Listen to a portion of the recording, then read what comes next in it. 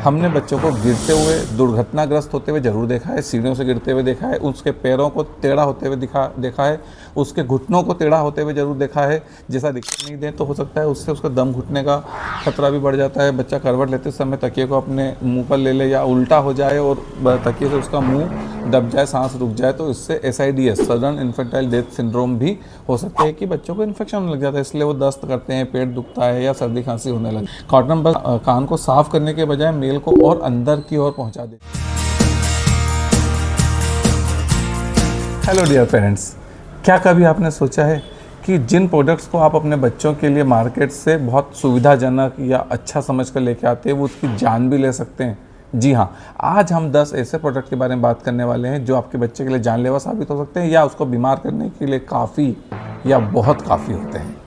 तो चलिए इस लिस्ट की शुरुआत करते हैं हम आखिरी प्रोडक्ट से।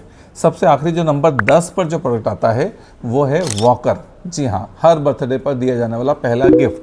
आपको लगता है आप बहुत अच्छे सुंदर मॉडिफाइड वॉकर खरीद के लाएंगे, समाज में अच्छा लगेगा, दिखने में अच्छा लगेगा, बच्चा खुश हो जाएगा और बहुत जल्दी चलना सीखने लग जाएगा, दौड़ने लग जाएगा, पैर मजबूत हो जाएंगे।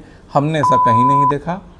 हमने बच्चों को गिरते हुए, दुर्घटनाग्रस्त होते हुए ज़रूर देखा है, सीढ़ियों से गिरते हुए देखा है, उसके पैरों को टेढ़ा होते हुए देखा है, उसके घुटनों को टेढ़ा होते हुए ज़रूर देखा है, जैसा रिकेट्स में हो जाता है। रिकेट्स पर मेरा एक वीडियो भी अवेलेबल है, आप चाहें तो उसको देख सकते हैं। तो इस तरह की तकलीफ़ें हो सकती है। यदि वॉकर का यूज़ करना है तो आयुर्वेद में जो आया है वो लकड़ी का जो फक्क रत्न जिसको कहते हैं, जिसको कुछ लोग चंदन गाड़ी भी कहते हैं, उस तरह के प्रोडक्ट आप यूज़ कर सकते हैं। परंतु ये जो अब मॉडिफाइड वॉकर होते हैं जिसमें बैठ जाएँ और बच्चा पैर से हिलाता रहता है, इस तरह के प्रोडक्ट का यूज़ नहीं करना। नंबर 9 पर आता है पाउडर लगाना। जी हाँ, आप बहुत अच्छे खुशबूदार टैल्कम पाउडर मार्केट से लेकर के आते हैं और उसे बच्चे को लगाते हैं। जब आप उसको उड़ाते हैं तो आप देखेंगे उसके छोटे छोटे जो कण होते हैं, जो डेंडर टाइप के जो उसके रेशे होते हैं, वो जो हवा में फैल जाते हैं।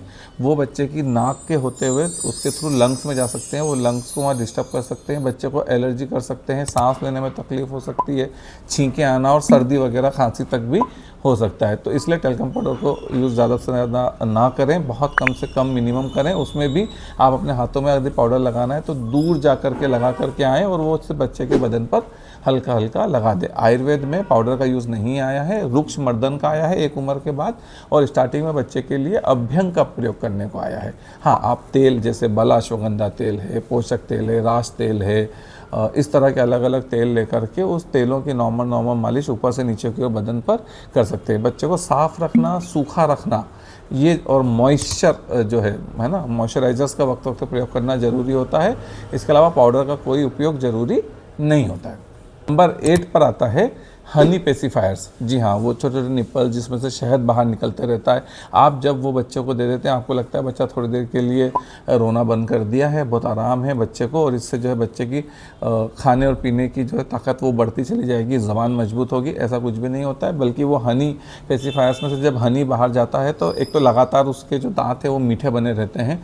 उस शुगर कंटेंट की वजह से दाँत सड़ने का जो है वो ख़तरा बढ़ जाता है। और हनी बॉटलिज़म करके एक बीमारी होती है, जो कि रॉ कच्चा हनी जब हम बच्चों को साल भर से पहले देते हैं तो उस तरह की बीमारी का खतरा भी बढ़ने लग जाता है। नंबर 7 पर हम बात करते हैं काजल लगाना। लगाएंगे, बच्चे की आंखें बड़ी बड़ी हो जाएगी। कोई एनाटॉमिकल चीज़ इस तरह से लगाने से बढ़ती नहीं है। हमने कभी काजल से बच्चे की आंखों को बड़ा होते हुए नहीं देखा, परंतु काजल की वजह से उनकी आंखों में इन्फेक्शन होता हुआ ज़रूर देखा है। जब आप इस तरह काजल वगैरह का प्रयोग करते हैं तो उसमें जो भी अशुद्धियाँ रहती हैं वो अशुद्धियाँ आँख के अंदर जाती है और वहाँ पर कंजक्टिवाइटिस या दूसरी बीमारियाँ भी कर सकती हैं। आयुर्वेद में अंजन का प्रयोग जरूर आया है, परंतु वो अंजन जो आप काजल लगाते हैं, चाहे वो घर का बना हुआ काजल हो या बाज़ार से लाया हुआ काजल हो, उससे एकदम अलग होता है। अंजन के लिए हम सेपरेट वीडियो ले आएंगे जिससे आपको पता चल जाएगा अंजन और काजल क्या होता है और किस तरह से उसका प्रयोग करना होता है। आता है अंबर टीथिंग नेकलेस। एक छोटा सा नेकलेस यहाँ पर होता है। अधिकतर लोग अपने बच्चों को उस समय पहना देते हैं जब बच्चों के दांत निकलने लगते हैं। उनको ये मान्यता मिली है कि इससे दांत आसानी से निकलेंगे, दर्द नहीं होगा। उसको बच्चा कई बार मुंह में लेके चबाते भी रहता है, फिर वापस नहीं कर देता है, फिर उस पर मक्खी बैठती है, जंक बैठते हैं, बच्चा फिर चबाने लग जाता है। तो इस तरह से एक तो आप इन्फेक्शन देते हो, प्लस उससे गले में चोट लगने का, दम घुटने का, इसका खतरा भी बढ़ जाता है। तो इस तरह के अंधविश्वास पर भी आपको भरोसा नहीं करना है। इंपॉर्टेंट, बच्चों को पिलो या तकिया देना। ये तकिया देने की कोई ज़रूरत नहीं है साल भर तक। आप नॉर्मल उसको सर के बल लेटा दें, बीच बीच में उसको लेफ़्ट और राइट की करवट दिला दें अपने सामने। जिस तरफ की करवट माँ रहे उसी तरफ की करवट पर बच्चे को अपने पास में रख करके सुला लें।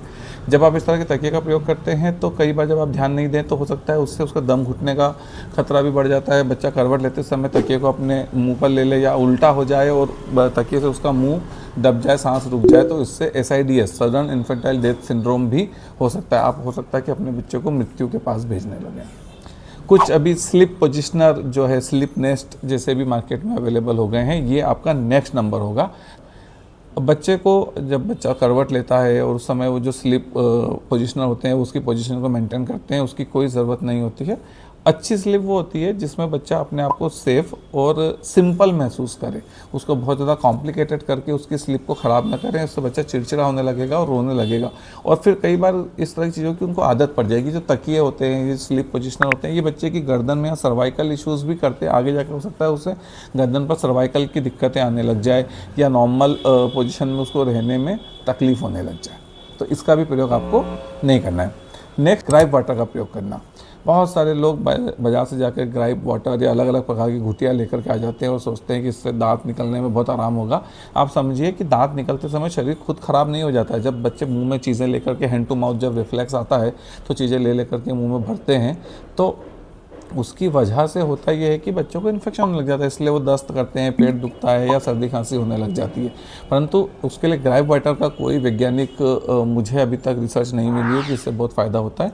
स्पेसिफिक मेडिसिन से अलग अलग प्रकार के बोनिस्पाज हैं, बोनिसेन है, केस्पा है, अलग अलग के ड्रॉप्स आते हैं। अगर पेट में तकलीफ हो रही है तो आप उनका प्रयोग कर सकते हैं। जन्म घुटी अपनी मर्जी से आपको खरीद के नहीं लाना है। आपके आयुर्वेदिक पीडियाट्रिशियन जो प्रॉपर आयुर्वेदिक मेडिसिन अवेलेबल हैं वो आपको बताएंगे, उन्हीं तरह की मेडिसिन का आपको प्रयोग करना है। नेक्स्ट पॉइंट होता है कॉटन बड्स का प्रयोग करना। आप अपने बच्चे के कान को साफ़ करने के लिए, या जब भी बच्चा कान पे हाथ लगा के रोने लग जाता है, आपको लगता है उसमें मेल है और आप उसके लिए कॉटन बड्स का प्रयोग करने लग जाते हैं। बच्चे तो क्या, बड़ों में भी कॉटन बड का कोई रोल नहीं होता है। आपको कॉटन बड्स से सफाई नहीं करनी है। कॉटन बड्स कान को साफ़ करने के बजाय मेल को और अंदर की ओर पहुंचा देती है और कई बार जब गीले कान में आप प्रयोग करते हैं तो उस समय वो और ज़्यादा उसको अंदर तक पुश कर देती है। यदि बच्चे के कान में तकलीफ हो रही है तो आप ENT को दिखाइए या किसी अच्छे आयुर्वेदिक पीडियाट्रिशियन को दिखाइए। बहुत सारे ड्रॉप्स होते हैं जो कान में से मेल निकालने के लिए यूज़ कर सकते हैं, उसका प्रयोग आप करें। डायरेक्ट तेल वगैरह भी कान में नहीं डालना है। आप बच्चों को लेटा करके दूध मत पिलाइए। नहाते समय आप देखिए उसमें पानी ना जाए। इस तरह का आप चीज़ों का ध्यान रखेंगे तो वैसे भी कान में कुछ डालने की ज़रूरत नहीं पड़ेगी। और उसके बाद आता है सबसे इम्पॉर्टेंट और आप सबका फेवरेट पॉइंट जो नंबर 1 पर है, वो है बच्चों में विक्स, बाम, आइडेक्स या कोई तेल, नीलगिरी का तेल या तुलसी का तेल, इस तरह के तेलों का डायरेक्ट उसकी बॉडी पर प्रयोग करना।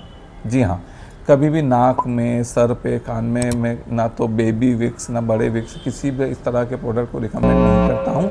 बच्चों में कोई भी एसेंशियल ऑयल, यूकेलिप्टस जैसे ऑयल जो होते हैं उनका भी सीने पर इस पर डायरेक्ट प्रयोग नहीं करना है। बच्चों को जलन कर सकते हैं, रैशेस कर सकते हैं, सीवियर एलर्जी कर सकते हैं। नाक में जब इतना तेज़ी वाला जो तेल जाएगा उसकी धांस से उसको सर्दी हो सकती है, सांस की नली में जा सकते हैं और वहाँ पर ब्रोंकोस्पाज्म भी कर सकते हैं, क्योंकि अभी आपको पता भी नहीं किससे एलर्जी है किससे नहीं है बच्चे को, तो ब्रोंकोस्पाज्म भी कर सकते हैं, सांस लेने में तकलीफ भी आ सकती है। तो इस तरह के चीज़ों का प्रयोग ना करें। डियर्स, ये हमने उन 10 प्रोडक्ट्स की बात करी जो हम बीइंग पीडियाट्रिशियन ना कभी अपने घर में यूज़ करेंगे ना कभी आपको रिकमेंड करेंगे। यदि आप इसमें से किसी भी प्रोडक्ट का यूज़ कर रहे हैं तो आप अभी उसको बंद करें और कमेंट में मुझे बताइए क्या आपने इस तरह के किसी प्रोडक्ट का यूज़ किया है और क्या उससे कोई फ़ायदा या नुकसान आपको आज तक के लिए मिला है। इस तरह की और जानकारी के लिए जुड़े रहिए और देखते रहिए मेरा चैनल द आयुर्वेदिक पीडियाट्रिशियन।